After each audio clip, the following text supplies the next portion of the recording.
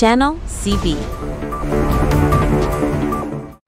আসসালামু আলাইকুম দর্শক, আজকের গুরুত্বপূর্ণ খবরে আপনাদের স্বাগত। আবারও যুক্তরাষ্ট্র থেকে বৈধ নথিপত্র ছাড়া বসবাসের অভিযোগে ৩০ জন বাংলাদেশকে ফেরত পাঠানো হয়েছে।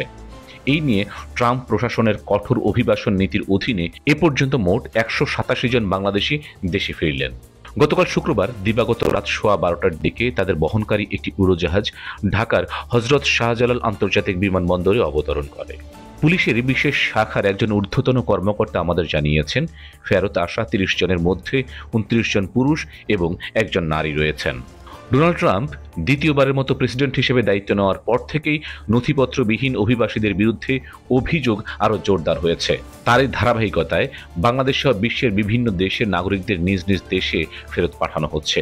পুলিশের বিশেষ শাখার সূত্র অনুযায়ী এই ৩০ জন সহ এখন পর্যন্ত মোট ১৮৭ জন বাংলাদেশি এভাবে ফেরত এসেছেন। এ বিষয়ে বাংলাদেশের পররাষ্ট্র মন্ত্রণালয়ের কর্মকর্তারা জানিয়েছেন, কেবলমাত্র those individuals who have lost their legal battles in the United States, অর্থাৎ যারা যুক্তরাষ্ট্রে আইনগতভাবে তাদের বৈধতা প্রমাণে ব্যর্থ হয়েছেন, শুধুমাত্র তাদেরই ফেরত পাঠানো হচ্ছে। এছাড়াও প্রতিটি প্রত্যাবাসনের আগেই সংশ্লিষ্ট ব্যক্তিদের সম্পর্কে মন্ত্রণালয়কে আগাম জানানো হচ্ছে বলেও নিশ্চিত করা হয়েছে।